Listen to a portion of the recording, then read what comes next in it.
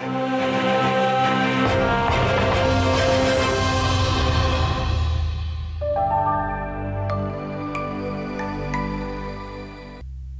Bapak Ibu. Assalamualaikum warahmatullahi wabarakatuh.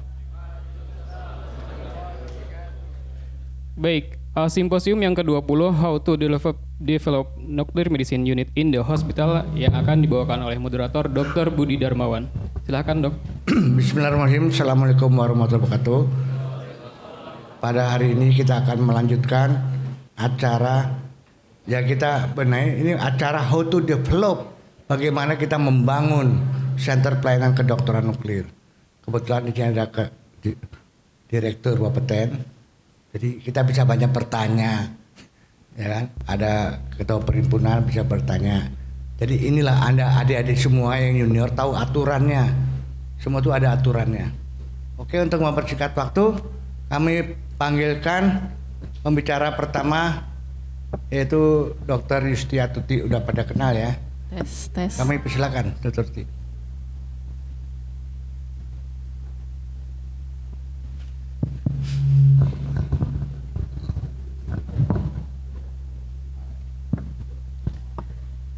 Terima kasih Dr. Budi sebagai moderator. Assalamualaikum warahmatullahi wabarakatuh. Selamat sore, karena ini udah akhir-akhir dari acara PIT. Mudah-mudahan masih tetap semangat mendengarkan presentasi saya hari ini yang berjudul Strengthening the Role of Nuclear Medicine in Multidisciplinary Patient Management Approach. Saya ucapkan selamat datang juga kepada Bapak Direktur Asep. Direktur, silakan maju Pak. Mungkin nanti karena kita di sini juga banyak dokter-dokter baru, Pak Asep. Jadi memang tujuan hari ini adalah memperkenalkan selain judul dari saya juga mungkin memperkenalkan dari perizinan Bapeten ya Pak Asep ya. Mungkin saya lanjut aja biar cepat selesai. Jadi ini adalah beberapa poin presentasi saya hari ini.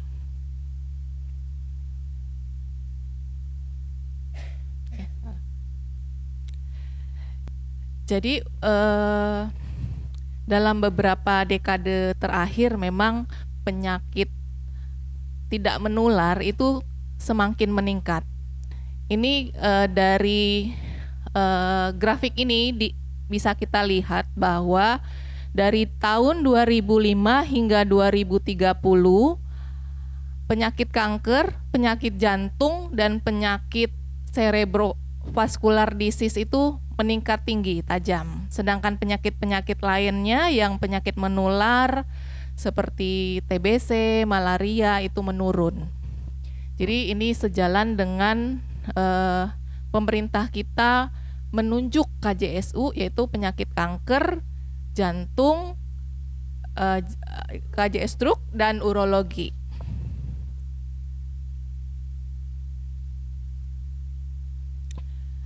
Ya, bagaimana nuclear medicine berperan dalam penyakit tidak menular? Pelayanan nuclear medicine ini memang terus berevolusi seperti halnya manusia berevolusi, dan mungkin sudah beberapa pembicara mengatakan bahwa memang kita eranya perubahan dari tradisional medicine to personalized medicine. Walaupun memang kedokteran nuklir itu sebenarnya personalized medicine-nya sudah cukup lama.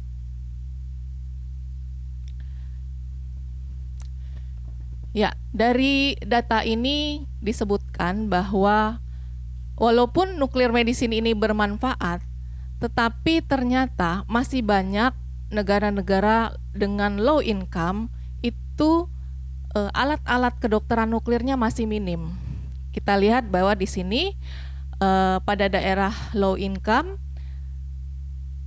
itu 250 juta penduduk itu hanya terfasilitasi dengan 1 PET, dan untuk SPEC 33,3 juta penduduk juga terfasilitasi dengan satu spek. Berbeda dengan negara high income. Di situ dapat terlihat bahwa 0,2 juta penduduk itu akan difasilitasi dengan satu PET dan untuk spek 0,05. Indonesia kira-kira di tempat yang mana? Mungkin selanjutnya. Ya, ini adalah gambaran secara keseluruhan alat-alat PET CT dan SPEC CT yang ada di dunia. Ternyata kalau di sini gambarnya kuning, tetapi kenyataannya bahwa di Indonesia untuk untuk alat-alat kedokteran nuklir, baik PET CT dan SPEC CT itu memang jauh sekali range-nya antara perbandingan jumlah penduduk dan alat PET CT maupun SPEC CT. Kita ketahui bahwa kita mempunyai lebih dari 280 juta penduduk. Kalau misalnya PET CT itu 1 juta penduduk per satu PET CT, seharusnya berapa? Gitu. Sedangkan sampai saat ini kita baru akan mungkin dalam bulan ini 8 center PET CT. Sedangkan SPEC CT kita belum mencapai 50 pun belum. Gitu. Sedangkan penduduk kita cukup banyak. Oleh karena itu kita patut bersyukur kedokteran nuklir di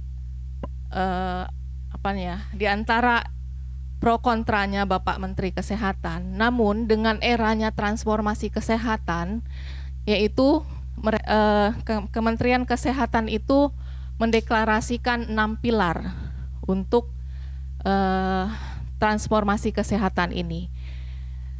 Pada pilar kedua dinyatakan bahwa target Indonesia itu akan meningkatkan akses dan kualitas dari pelayanan, termasuk salah satunya pelayanan kanker. Ini yang membuat kedokteran nuklir ini memang diperhatikan dari Kementerian Kesehatan.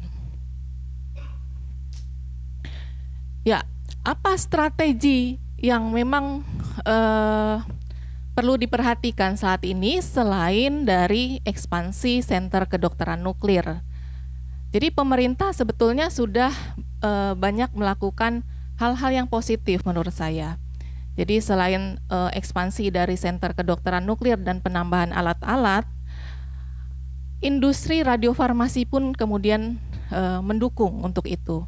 Dengan didirikannya pusat industri farmasi terutama siklotron di beberapa tempat. Saat ini sudah ada di Bio Farma dan Kalbe Farma yang siap mendistribusikan F18 FDG ke center-center yang mempunyai PET CT. Dan kemudian strategi lainnya juga pemerintah juga sudah berkolaborasi dengan IAEA, kemudian juga mendorong Bapeten maupun Badan POM untuk membantu percepatan layanan kedokteran nuklir. Selain itu, strategi lain yang harus memang kita lakukan adalah penambahan program residensi. Ini adalah tugas Dr. Budi dan mungkin nantinya juga perlu adanya hospital base. Dan di luar itu memang sudah ada scholarship ya Dr. Budi, mungkin LPDP ada PPDS yang sudah mendapatkan, kemudian capacity building seperti Quantum, fellowship diperlukan dan workshop dan jangan lupa juga harus adanya multidisiplin tim. Ya, apa itu multidisiplin tim? Multidisiplin tim adalah sekelompok profesional yang berkumpul bersama-sama untuk melakukan assessment, penilaian maupun konsultasi yang komprehensif, yang digunakan mendapatkan suatu diagnostik dan treatment yang lebih akurat. Jadi multidisiplin tim itu terdiri bukan hanya dokter saja, tetapi dari berbagai profesional maupun di sini kita lihat ada social worker. Jadi bukan hanya tenaga staf di rumah sakit saja. Ya, Sebetulnya multidisiplin tim ini sudah ada sejak mulai abad 20. Dan konsep dari multidisiplin tim ini awalnya untuk penyakit kanker. Di mana pada konsep ini memang yang ditekankan adalah the right care delivered to the right patient at the right time in the right place. Jadi ini adalah dasar dari adanya multidisiplin tim. Jadi kalau kita baca bahwa multidisiplin tim itu ada 2 tipe, yaitu multidisiplin teamwork dan multidisiplin patient care. Di mana kita ketahui untuk contoh dari layanan kedokteran nuklir, multidisiplin teamwork itu terdiri dari ada dokter, kemudian ada farmasi, ada radiografer atau teknologis, ada FISMED dan sebagainya. Sedangkan untuk multidisiplin patient care itu terdiri dari profesional biasanya lebih untuk mendiskusikan dan bekerja bersama untuk memperoleh suatu kesimpulan terapi atau diagnostik yang tepat untuk pasien, biasanya terdiri dari berbagai macam dokter spesialis. Dokter nuklir, dokter spesialis bedah, dan sebagainya. Dan multidisiplin tim ini bisa dilakukan secara internal rumah sakit maupun di luar dari rumah sakit. Artinya bisa dari antar rumah sakit. Ya, ini kita beranjak ke multidisiplin teamwork. Mengapa penting? Karena memang tujuan dari multidisiplin teamwork itu tujuannya adalah untuk kualitas pasien. Pekerjaan yang dilakukan sehari-hari itu memang mempunyai mutu yang baik, sehingga akhirnya berakhir pada kualitas layanan yang tepat, yang baik. Dan selain itu juga utamanya adalah menjaga keamanan pasien dan juga meningkatkan pengalaman staf. Jadi pengetahuan staf juga dengan adanya multidisiplin teamwork ini juga lebih baik. Ya, saya tadi bicara mengenai pilar kedua, yaitu distribusi yang merata dan kualitas, meningkatkan kualitas. Jadi selain distribusi yang merata, saat ini kan kita memang sedang on progress distribusi merata. Tetapi sejalan dengan itu harus ada kualitas yang baik juga mutunya. Oleh karena itu Quanum dari IAEA, program dari IAEA itu sudah membuktikan bahwa memang pelayanan kedokteran nuklir itu harus mempunyai kualitas yang baik dan terstandarisasi bermutu tinggi. Jadi ini yang harus kita laksanakan.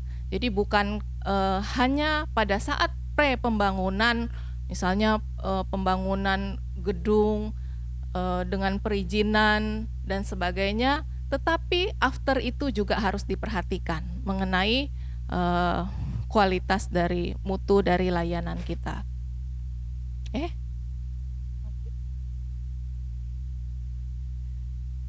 Terus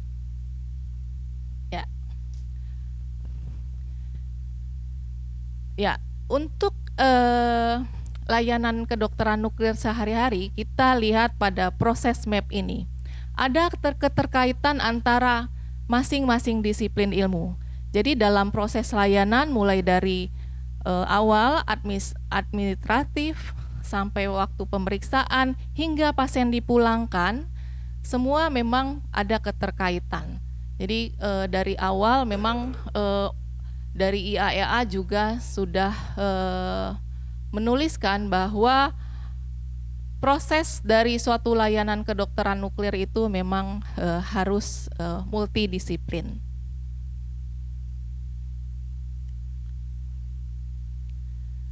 Bagaimana dengan multidisiplin patient care? Untuk multidisiplin patient care itu seperti yang saya tadi katakan bahwa bisa dilakukan secara internal maupun kolaborasi eksternal.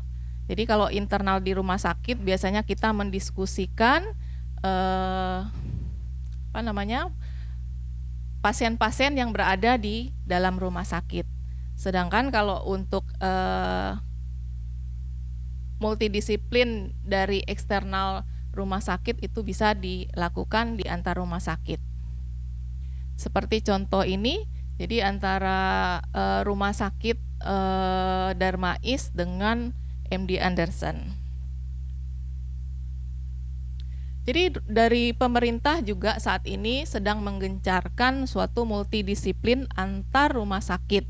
Jadi ini ECO ini adalah salah satu program, bukan hanya program di Darmais, tetapi secara internasional itu memang di dalam ECO ini melakukan multidisiplin antar negara.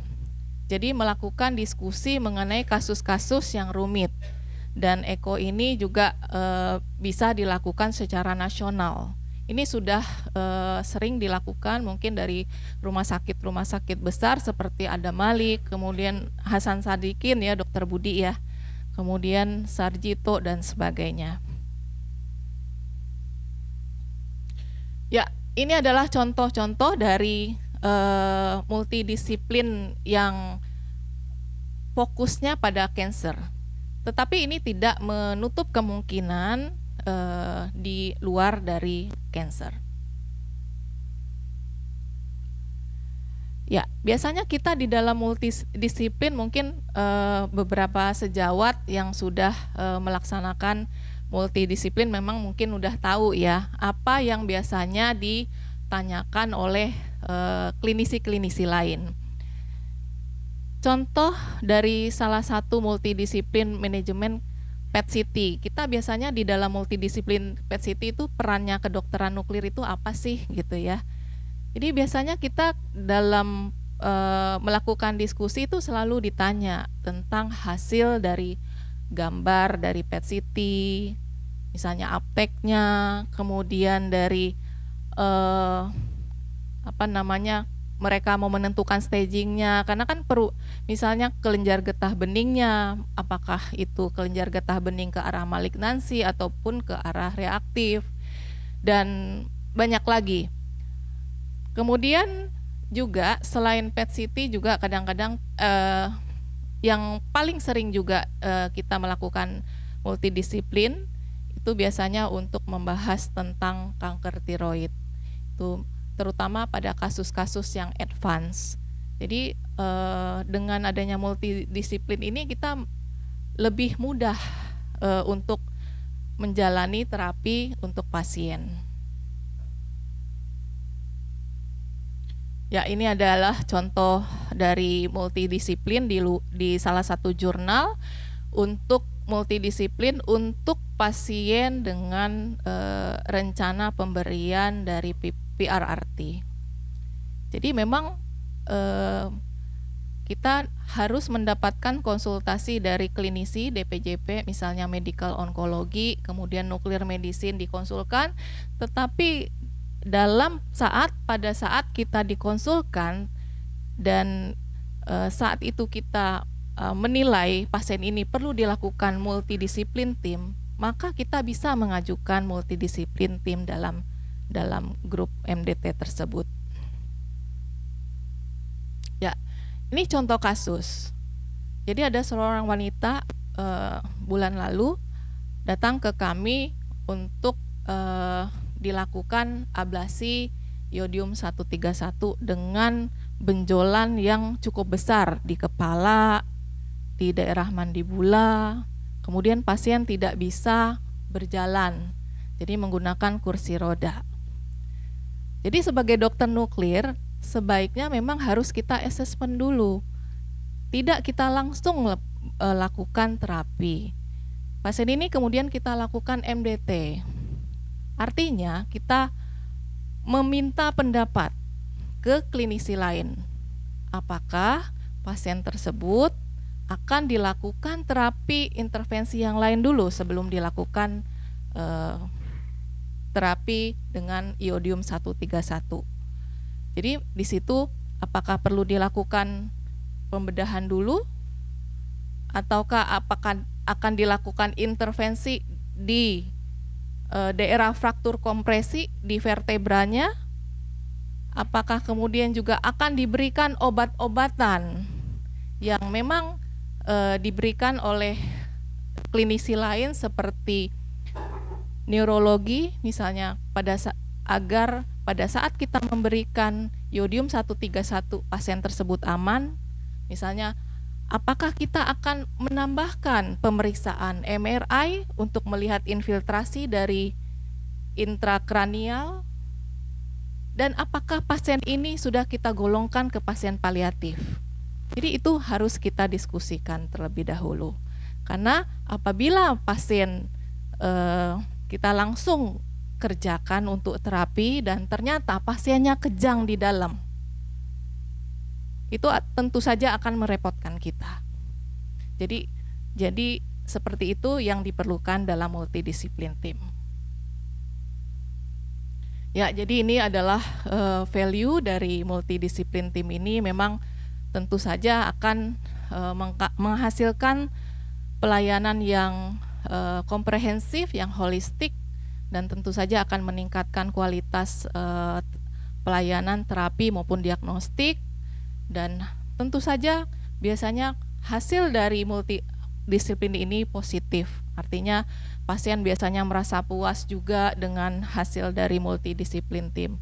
Tentu saja efisien dan terutama untuk pasien-pasien kompleks, dan biasanya juga akan meningkatkan dengan multidisiplin tim ini. Kita dokter-dokter biasanya akan meningkatkan sesuai guideline. Dan juga untuk adik-adik residen maupun dokter-dokter baru, biasanya dari multidisiplin tim itu kita akan mendapatkan pengetahuan dan belajar lebih banyak. Jadi penting. Ya, sedikit lagi Dokter Budi, 2-3 slide. Jadi sekarang ini evolusi dari multidisiplin ini memang berubah. Jadi kalau dulu kita harus datang, tapi sekarang ini karena kecanggihan teknologi, memang kita bisa melakukan MDT ini di ruangan lain yang tidak sama. Kemudian evolusi lainnya, kalau dulu di bidang onkologi saja, tetapi sekarang sudah non-onkologi. Mungkin dari kardiologi, dari neurologi juga bisa melakukan multidisiplin tim. Dan saat ini memang dengan adanya multidisiplin tim ini, pola terapi dokter itu tidak paternalistik. Kalau dulu paternalistik, artinya dokter yang memberi obat, udah kamu lakukan aja yang saya perintah. Kalau sekarang tidak, kita berdiskusi dengan pasien. Dan kemudian yang terakhir adalah biasanya dengan multidisiplin tim ini kita akan mendapatkan timbal balik apa yang dulu kita rekomendasikan, kemudian pada saat MDT kemudian akan dievaluasi dari hasil MDT sebelumnya. Ya, ini adalah contoh dari keuntungan dari multidisiplin yang sudah disurvei dalam sebuah rumah sakit kanker. Sama, dia akan terapi akan lebih akurat, kemudian akan penggunaan guideline juga akan lebih sering dilakukan, kemudian akan meningkatkan kompetensi dan akan juga meningkatkan terutama patient safety. Dan ini sebenarnya adalah tantangan memang kita untuk melakukan multidisiplin tim. Memang banyak juga dari sejawat yang memang merasa repot dengan adanya MDT ini. Ya, biasanya workload, apalagi workload kita banyak meningkat, itu memang kerepotan. Kemudian juga sebelum melakukan biasanya MDT kita harus koordinasi dulu untuk menyiapkan foto, lab dan sebagainya. Selain itu juga memerlukan waktu yang cukup lama, karena kadang-kadang kalau kasusnya banyak, multidisiplin tim itu bisa lebih dari 2 jam gitu ya. Jadi itu. Kemudian juga kita kesulitan kalau misalnya rumah sakit itu tidak lengkap labnya ataupun fotonya itu memang kita salah satu kesulitan dari MDT, dan salah satunya juga kesulitan kalau misalnya tidak ada salah satu dokter spesialis yang kita butuhkan. Misalnya di Rumah Sakit Kanker Darmais kami tidak mempunyai endokrin. Itu pada saat kami membutuhkan kita kesulitan. Dan memang untuk terutama untuk kasus-kasus yang kompleks. Ya, ini adalah slide terakhir Dr. Budi. Jadi memang kolaborasi dari multidisiplin itu sangat dibutuhkan terutama untuk kualitas pasien, dan dokter nuklir medicine itu berperan penting dalam multidisiplin. Tim itu bukan hanya pemberi gambar, bukan hanya pemberi terapi, tetapi kita juga ikut dalam memberi keputusan. Itu saja. Terima kasih. Sekian presentasi saya hari ini. Assalamualaikum warahmatullahi wabarakatuh. Oke, terima kasih Dr. Ruti untuk mempersingkat waktu. Nanti pertanyaannya ya. Untuk pembicara kedua kami persilakan Bapak Asep. Beliau adalah Direktur Perizinan Bapeten. Nah, ini paling sulit. Makanya ada adik baik yang junior maupun yang masih PPDS, silakan nyimak. Nanti pertanyaannya akan kami berikan waktu berapa menit? Ya selamanya lah sampai kita ngerti. Monggo, kami persilakan. Sampai pegel. Terima kasih Dr. Budi. Assalamualaikum warahmatullahi wabarakatuh.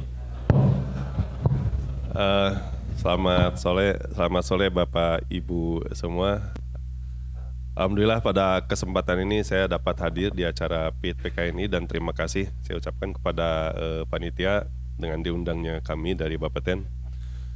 Sebelumnya mungkin perkenalan diri terlebih dahulu, mungkin ada yang belum kenal dengan saya. Saya Saiful Hermawan, saat ini saya menjabat sebagai Direktur Perizinan Fasilitas Radiasi dan Zat Radioaktif Bapeten sejak Januari 2025. Jadi saya baru 7 bulan sebagai Direktur Perizinan. Tapi dari pengalaman kerja saya di Bapeten udah 25 tahun, dan 17 tahun diantaranya itu dihabiskan di perizinan kesehatan, mulai dari evaluator, kasubdit, sekarang di posisi direktur. Baik, pada kesempatan ini ada beberapa hal yang ingin saya sampaikan kepada Bapak Ibu semua. Tidak banyak, selain yang saya sampaikan, nanti mungkin kita akan lebih banyak dalam sesi interaktif diskusi. Baik. Sebelumnya perkenalan terlebih dahulu tentang Bapeten ya. Bapeten sekarang sedang diuji dengan adanya kontaminasi cesium 137. Kemudian juga Bapeten sekarang tidak memiliki kepala. Jadi dengan pensiunnya Bapak PLT Kepala pada akhir Agustus kemarin, saat ini Bapeten notabene tidak ada kepala. Pejabat tertinggi sekarang adalah deputi, 2 deputi perizinan dan inspeksi, dan deputi pengkajian. Untuk posisi sekretaris utama dan kepala sekarang saat dalam posisi kosong. Jadi Bapeten ini merupakan lembaga pemerintah non-kementerian yang langsung bertanggung jawab kepada Presiden. Nah, dibentuk berdasarkan Undang-Undang Nomor 10 Tahun 1997. Buat ini mana ya pointernya? Oh, nggak bisa. Oke. Ya, oke.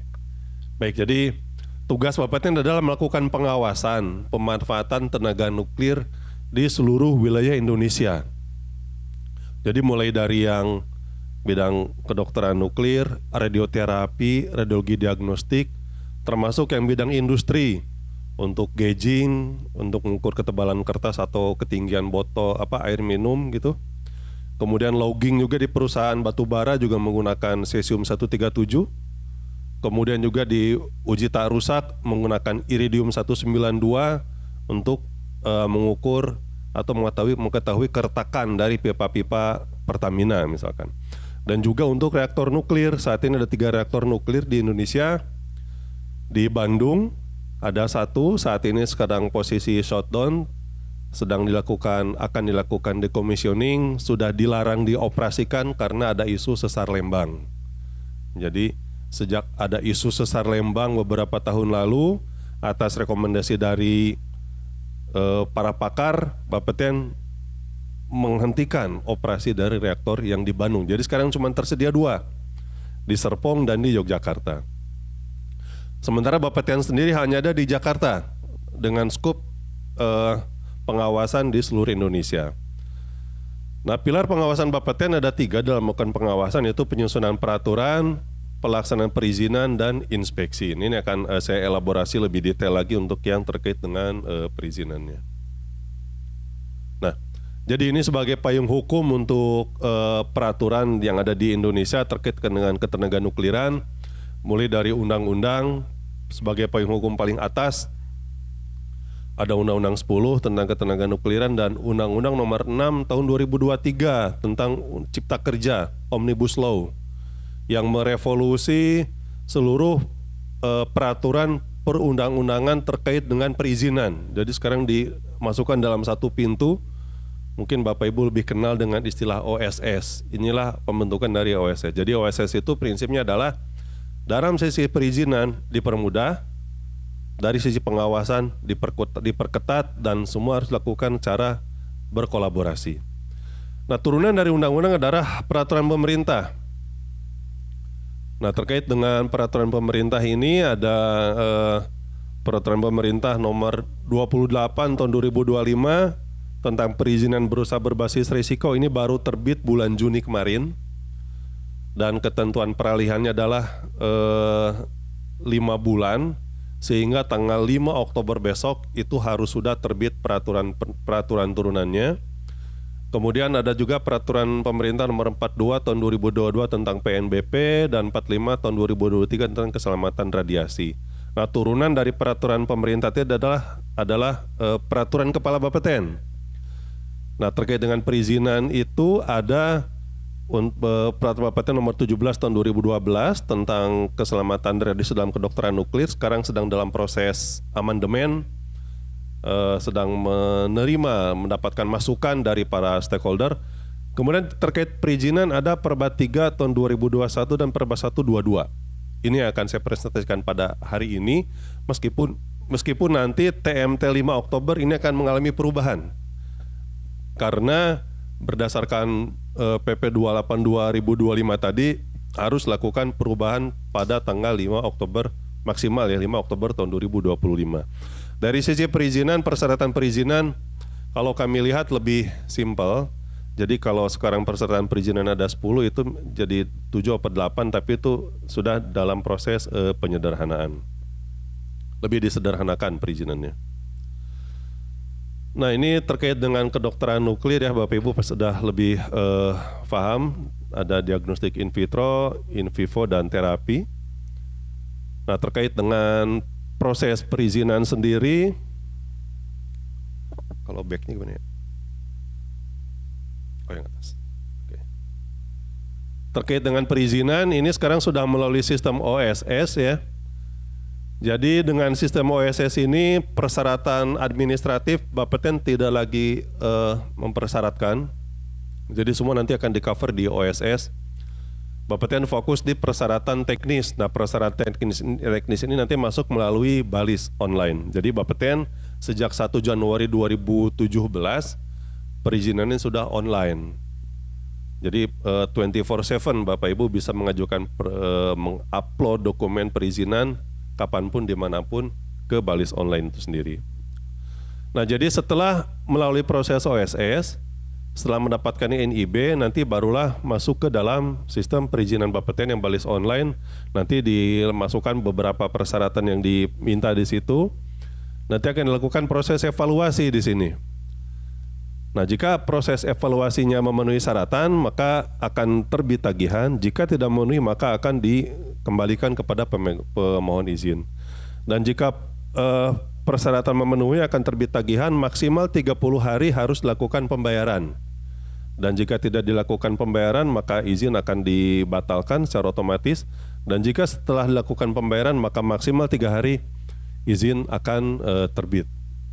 Ini adalah proses secara umum terkait dengan perizinan untuk kedokteran nuklir.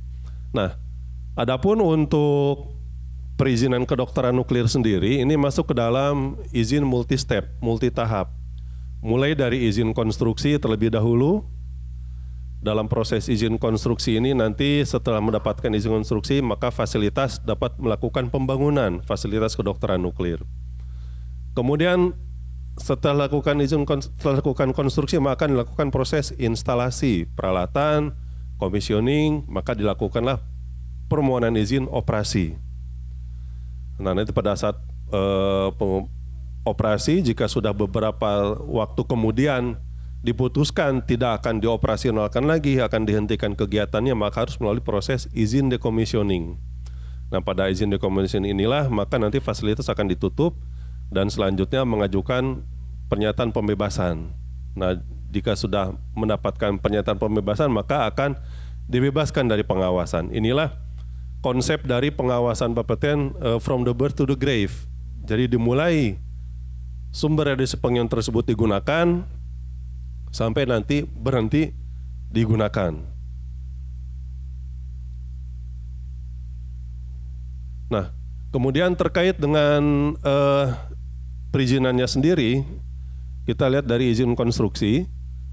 Untuk izin konstruksi itu ada sebenarnya untuk semua izin ada namanya SLA, Service Level Agreement.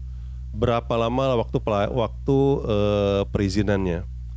Nah, di dalam PP 28 tahun 2025 ada beberapa hal yang baru terhadap semua kementerian, tapi untuk Bapeten itu sebetulnya sudah biasa begitu ya. Salah satunya ada SLA.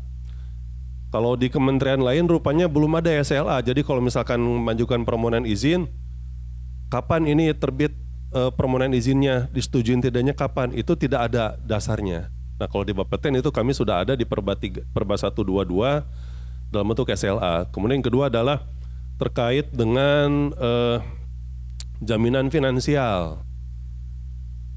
Kalau Bapak Ibu cermati di dalam PP 28 ada persyaratan yang baru yaitu jaminan finansial. Jaminan finansial ini adalah semacam jaminan dari pelaku usaha yang disetorkan di awal. Ini bentuknya masih dalam proses pembahasan ya, apakah dalam bentuk deposito atau dalam kegiatan lainnya, di mana tujuannya adalah jika nanti si pelaku usaha tersebut berhenti berusaha, dia harus melakukan tadi kegiatan decommissioning, kemudian pembebasan kegiatan, dan jika sudah dilakukan maka jaminan finansialnya akan cair ke pelaku usaha tersebut. Nah, akan lain ceritanya jika dalam seiring beroperasi pelaku usahanya kolaps, pilot. Nanti siapa yang akan melakukan kegiatan dekontaminasi tersebut? Nah, dengan adanya jaminan finansial ini maka nanti negara dalam hal ini Bapeten akan menggunakan dana tersebut untuk melakukan kegiatan decommissioning. Dan yang ketiga adalah hal yang baru adalah fiktif positif, fikpos. Jadi maksudnya fiktif positif itu tadi ada SLA nih. Waktu evaluasi, jika waktu evaluasi tersebut terlewati, maka izin otomatis terbit. Itulah konsep dari fiktif positif. Ini berlaku tidak hanya untuk izin ketenaga nukliran, tapi untuk seluruh izin yang berlaku di perizinan berusaha, izin lingkungan hidup, izin untuk kegiatan pendirian kafe misalkan, itu semua berlaku SLA ini. Nah, kembali ke SLA untuk perizinan Bapeten. Untuk izin konstruksi, maka kami diberikan waktu maksimal 45 hari untuk melakukan evaluasi. Dan jika permohonan izinnya itu dipenuhi, maka akan terbit tagihan dan maksimal 30 hari harus dilakukan pembayaran oleh pihak pelaku usaha. Dan jika sudah dilakukan pembayaran, maka maksimal 3 hari izin harus sudah diterbitkan. Inilah SLA, Service Level Agreement untuk perizinan konstruksi kedokteran nuklir. Nah, apa persyaratannya untuk perizinan konstruksi kedokteran nuklir? Ada beberapa persyaratan dokumen harus dilengkapi. Yang pertama adalah dokumen rencana teknis bangunan penahan radiasi. Jadi nanti di sini pihak pelaku usaha melampirkan dokumen yang isinya adalah perhitungan terkait dengan penahan radiasi untuk fasilitas di kedokteran nuklir. Kemudian yang kedua adalah rencana bangunan utilitas operasi pemanfaatan. Ini terkait dengan penggunaan ruangan sekitar, nanti dijabarkan di situ, di mana ruang administrasi, ruang pemeriksaan, ruang pencitraan, sampai tempat limbah. Kemudian ketiga adalah dokumen kajian keselamatan radiasi dan keamanan zat radioaktif. Ini meliputi terkait dengan rencana penerapan keselamatan radiasi dan keamanan di situ. Kemudian yang keempat, dokumen program proteksi dan keselamatan radiasi untuk konstruksi. Ini detailnya dapat dilihat di dalam Perba 321 di bagian belakang ada poin-poin, ada berapa poin yang harus diuraikan oleh pemohon izin. Dan yang terakhir adalah dokumen program commissioning, termasuk nanti di dalamnya adalah terkait dengan pengukuran paparan radiasi di fasilitas tersebut. Selanjutnya izin operasi. Nah, untuk izin operasi ini SLA-nya lebih singkat, Bapak Ibu ya. Jadi untuk waktu evaluasi itu kalau yang tadi konstruksi 45 hari, untuk yang kedokteran nuklir ini untuk operasi 30 hari. Jadi maksimal 30 hari harus sudah dilakukan evaluasi. Kalau yang AWS kemarin di sini cuma 1 hari. Karena mau ada PIT PKNI, Dr. Kido minta ekspres. 1 hari langsung selesai, udah tagihan tapi belum dibayar ini. Masih ada waktu 30 hari untuk membayarnya.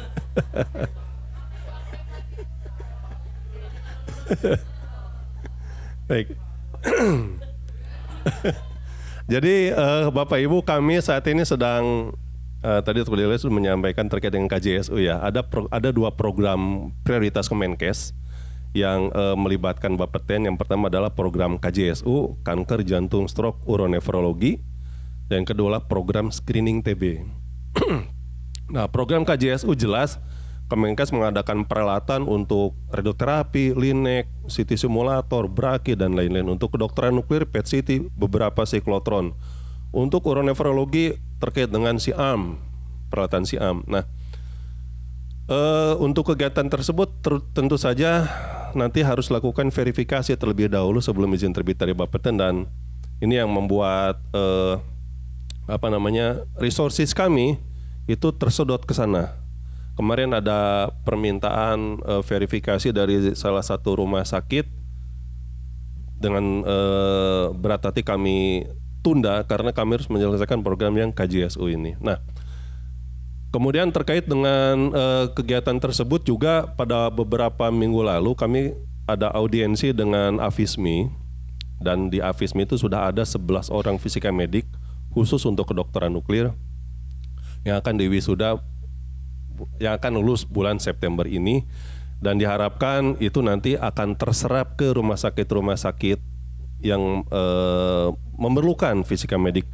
Jadi jangan sampai nanti rumah sakit tersebut izinnya tidak dapat terbit karena kekurangan personil.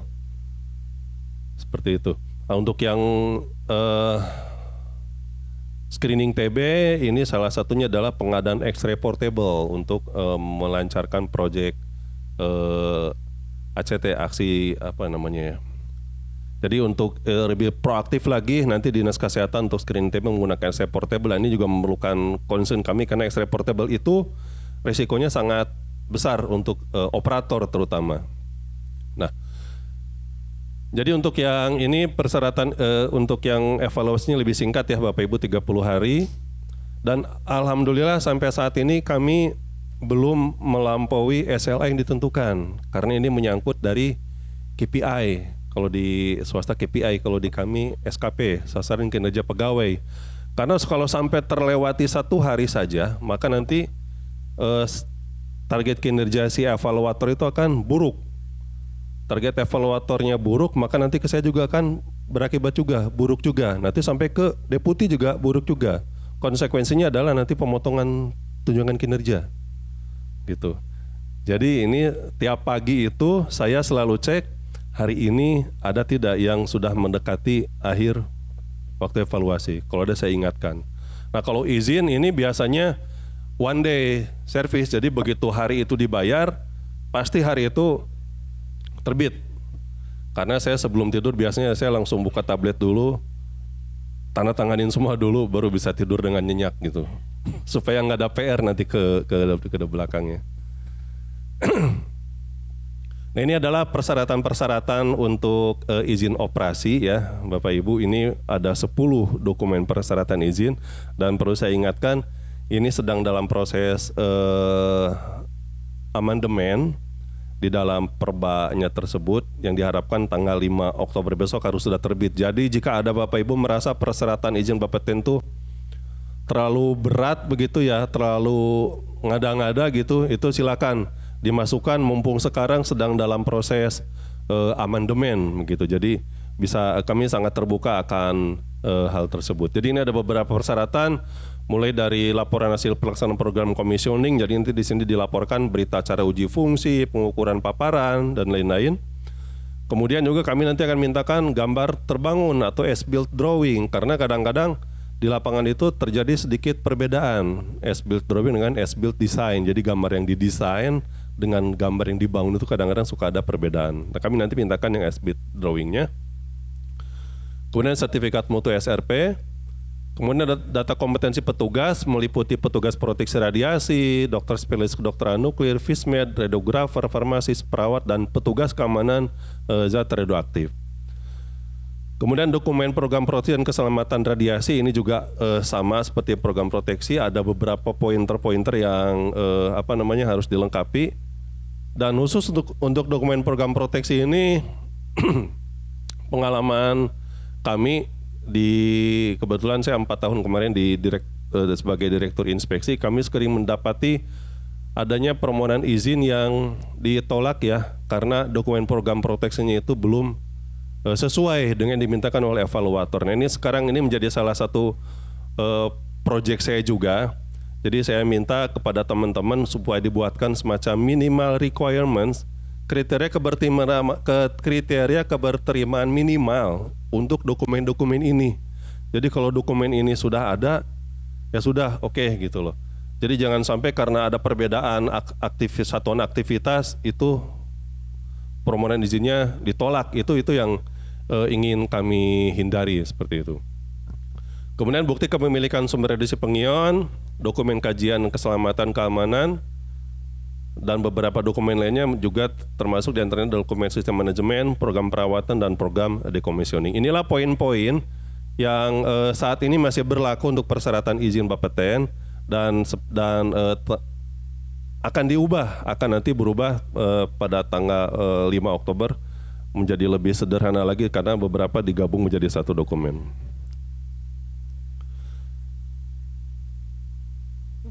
Demikian mungkin yang dapat saya sampaikan terkait dengan perizinan, dan Bapak Ibu perlu diingat bahwa setelah perizinan itu nanti Bapeten akan melakukan inspeksi. Nah, inspeksi ini sifatnya adalah rutin.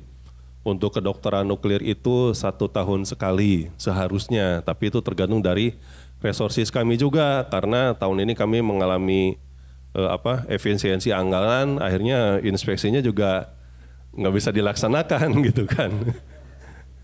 Nah, ini untuk konsultasi selanjutnya dapat menghubungi helpdesk Bapeten. Jadi di Direktorat Perizinan itu ada tiga subdit: perizinan kesehatan, perizinan industri, dan perizinan petugas proteksi radiasi. Masing-masing sudah dilengkapi dengan helpdesk. Dan jika ingin bertemu langsung ke Bapeten, silakan. Setiap hari Senin sampai dengan Kamis itu kami layani tatap muka di lantai 3 gedung B. Tapi untuk hari Jumat karena masih efisiensi, satu Bapeten masih WFA setiap hari Jumat. Jadi kalau hari Jumat konsultasi hanya dilayani lewat online saja gitu. Demikian mungkin Bapak Ibu yang dapat saya sampaikan. Terima kasih. Assalamualaikum warahmatullahi wabarakatuh. Waalaikumsalam warahmatullahi wabarakatuh. Terima kasih Pak Sep, kalau bisa langsung di sini aja mempersingkat waktu. Ini kasih waktunya berapa diskusi? Panitia? Oh, setengah jam ya, oke. Kita buka sesi pertama, 3 penanya. Oh, dari Malang. Satu. Palembang. Satu lagi. Oh, cuma 2. Wah. Oke, silakan. Ya, baik. Terima kasih presentasinya Dr. Luti dan Pak Asep. Saya ada pertanyaan dari buat Pak Asep untuk masalah perizinan.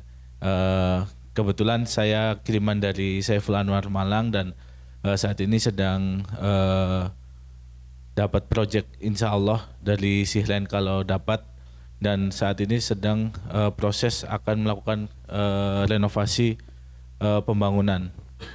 Nah, karena kami adalah rumah sakit pemerintah provinsi, jadi dana itu dana anggaran untuk renovasi itu harus selesai dengan tepat waktu, Pak, sesuai dengan anggaran. Kalau tidak dikerjakan bisa-bisa batal dan tidak dibeli.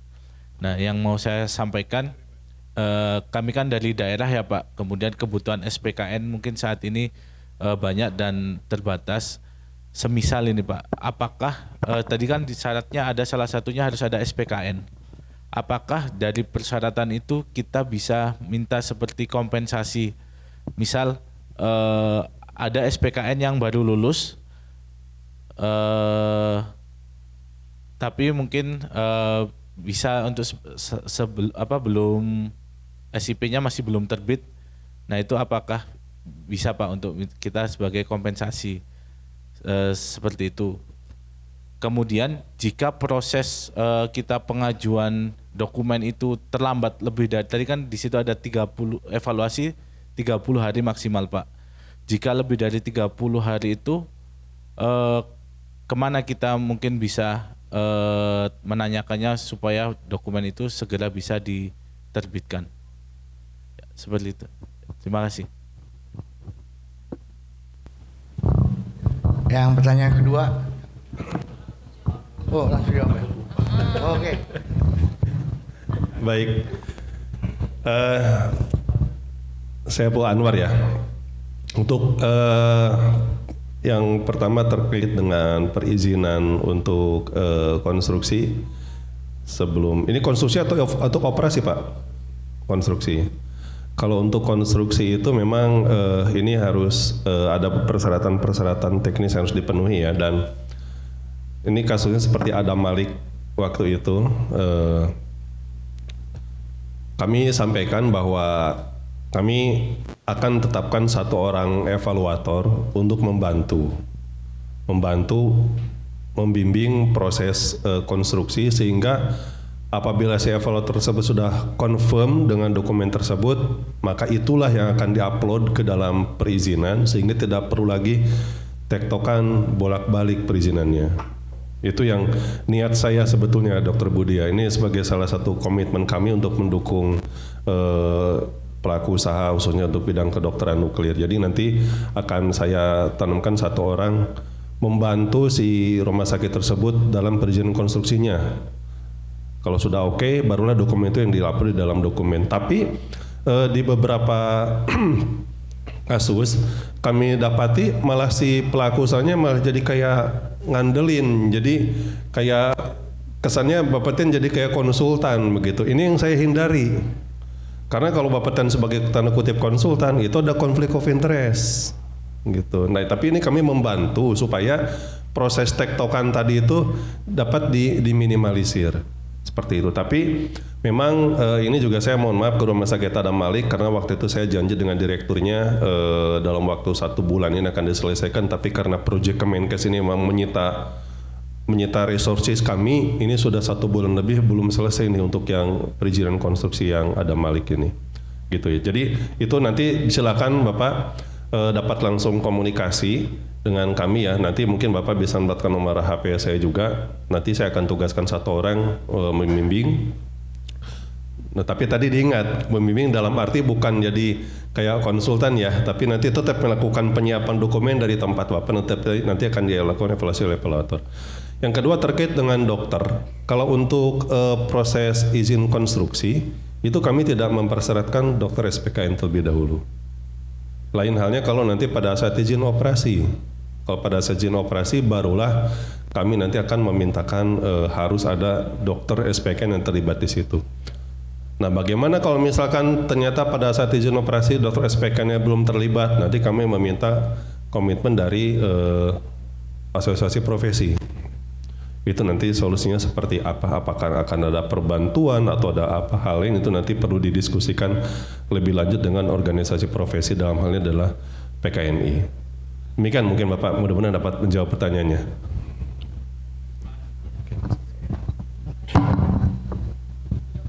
Yang nomor 2. Oh, sedikit. Mungkin saya jawab yang SPKN yang perbantuan ya. Jadi contohnya Pak Asep, kami juga kemarin dapat permintaan dari Rumah Sakit Jayapura, RSUD Jayapura. Kebetulan menghubungi perhimpunan, dan karena ini adalah proyek Kemenkes, jadi memang kami juga melibatkan pengampuan. Oleh karena itu biasanya nanti perbantuan kalau dari saat ini perhimpunan, perbantuan dari regional daerahnya seperti Jayapura itu pengampuannya kan dari Fatmawati. Kemarin kami meminta dari Rumah Sakit Fatmawati yang untuk membantu. Seperti itu juga bisa, Dok. Itu, Dok. Terima kasih. Oke. Yang tadi pertanyaan dari Dr. Iqbal, mana mic-nya? Ya.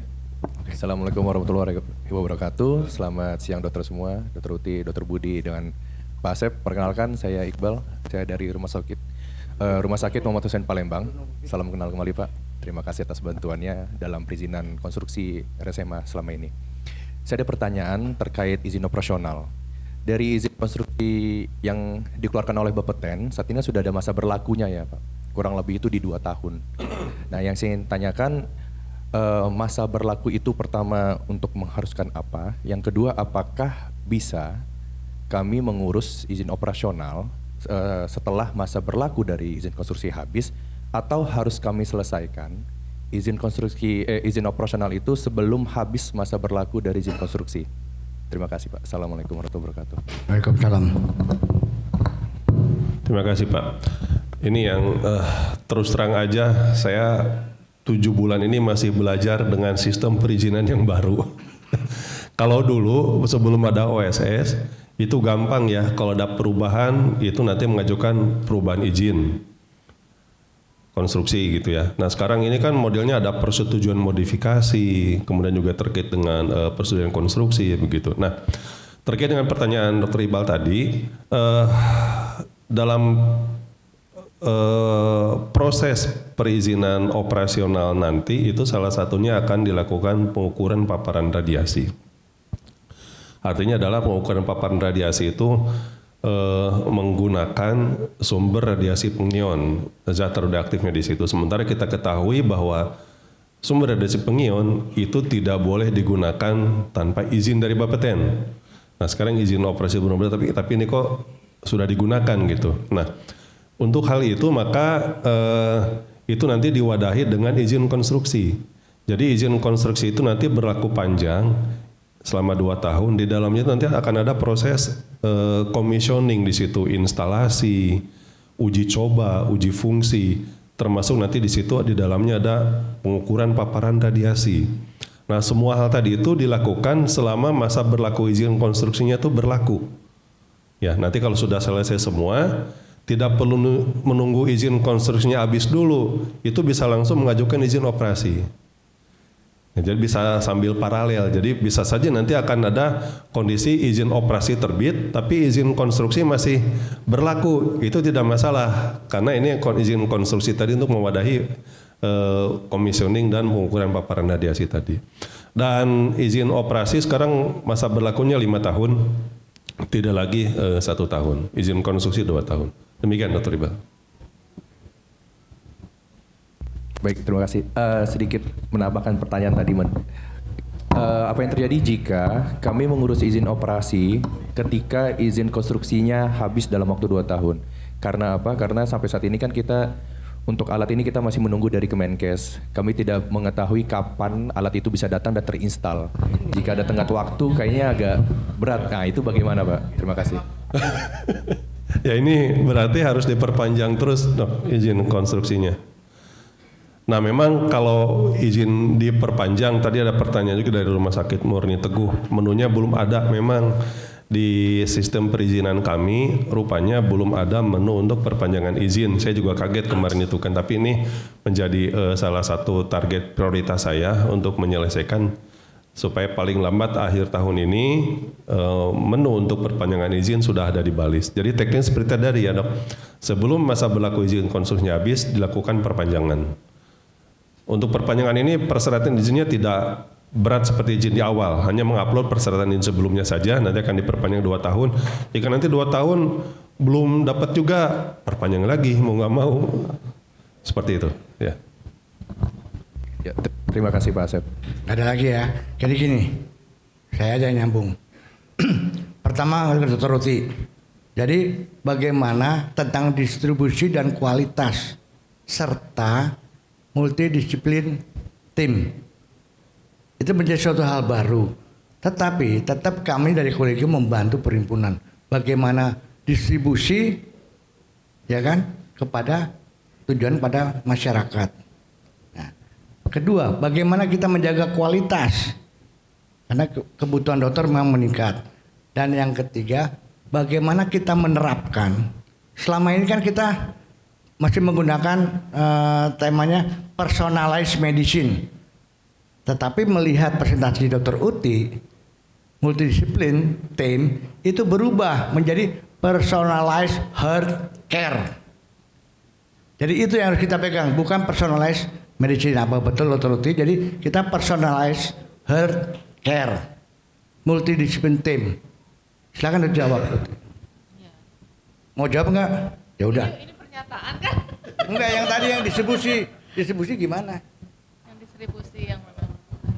Jadi distribusi SPKN-nya gimana menurut maunya gimana? Ya. Ya, mungkin mengenai distribusi SDM apa atau alat? Dua-duanya. Kalau distribusi alat memang dari perhimpunan terus bertanya dan berdiskusi dengan Kementerian Kesehatan, dan memang itu yang memutuskan Kementerian Kesehatan, Dr. Budi. Jadi kita memang hanya menunggu sifatnya kalau alat, karena kan dari Kementerian Kesehatan pun mereka ternyata masih banyak juga proses gitu ya, dari sampai proses yang penilaian, karena ini kan menggunakan dana pinjaman, dana siren.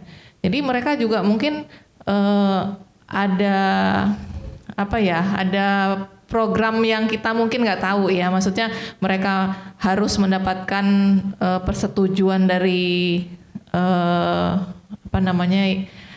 yang pinjam atau bagaimana.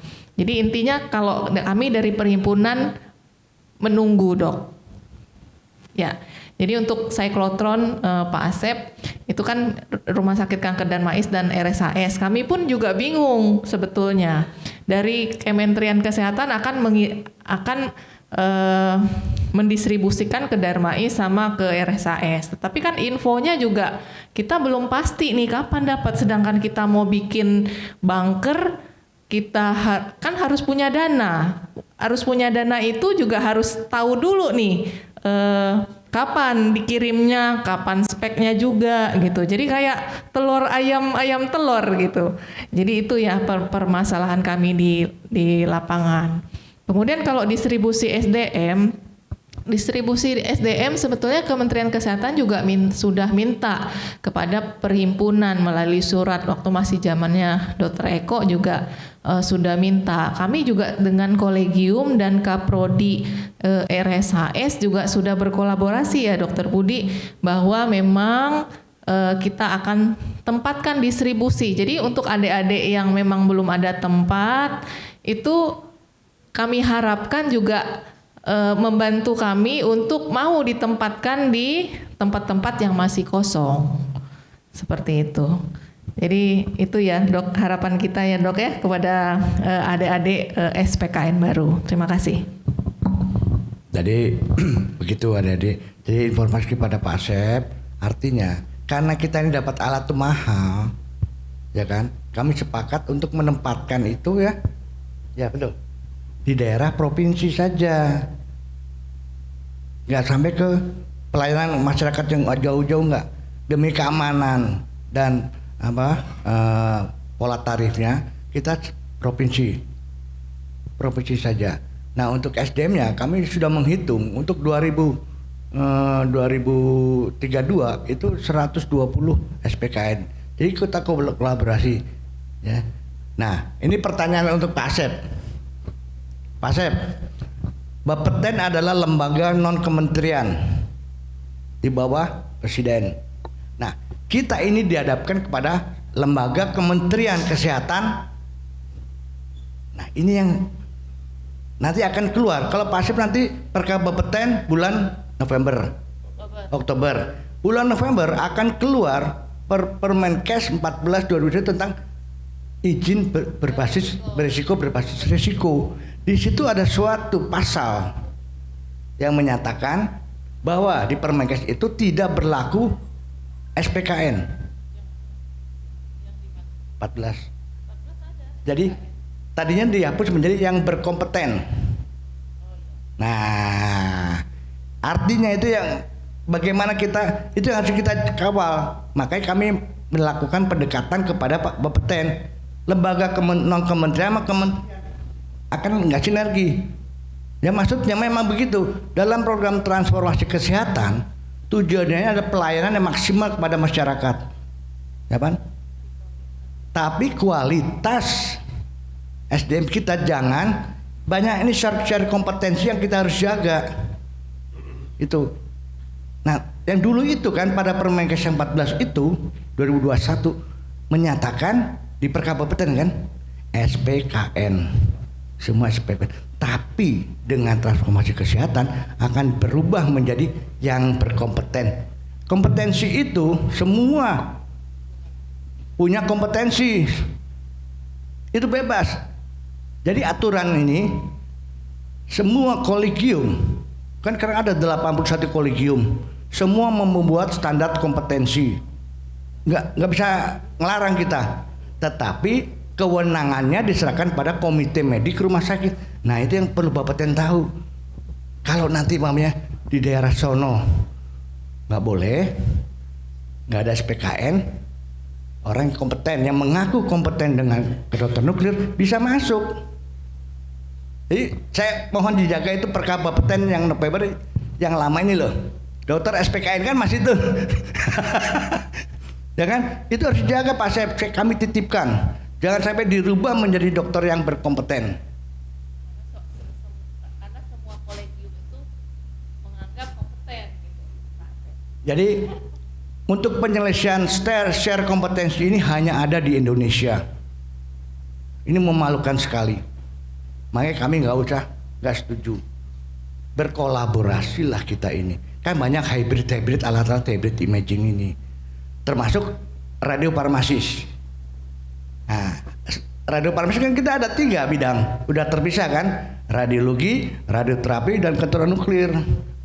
Ini seperti kasus rumah sakit PON. Banyak itu ya. Jadi mohon Bapeten juga. Jadi bukan dokter spesialis kan, radiofarmasis yang kompeten yang sudah melalui tahapan pelatihan minimal atau yang sudah sekolah itu. Nah itu harus di ini. Nah yang kedua, jadi istilah evaluator itu sekarang belum ada ya? Benar. Oke. Kita masukkan OSS, melalui OSS balis. Nah kadang-kadang kita nunggu kok yang kemarin masuk terus kita masuk lagi kok ditolak lagi, beda. Jadi kita balik, ditolak nih, kita perbarui dokumen, masuk, diterima. Terus ada lagi yang salah kita benerin, yang lama itu disalahin lagi. Nah itu kan ini evaluator kok beda-beda. Ya itu, mau Pak, silakan, monggo. Saya ke yang kedua dulu ya, Dok. Itu memang karena kemarin itu sistemnya memungkinkan model conveyor belt. Jadi permohonan izin itu masuk ke evaluator yang berbeda-beda model conveyor belt. Nah sekarang sudah kami atasi. Jadi permohonan izin yang masuk duluan ke evaluator A, begitu perbaikan nanti harus masuk ke evaluator A lagi, gitu. Sekarang sudah diperbaiki di sistemnya. Nah kemudian terkait dengan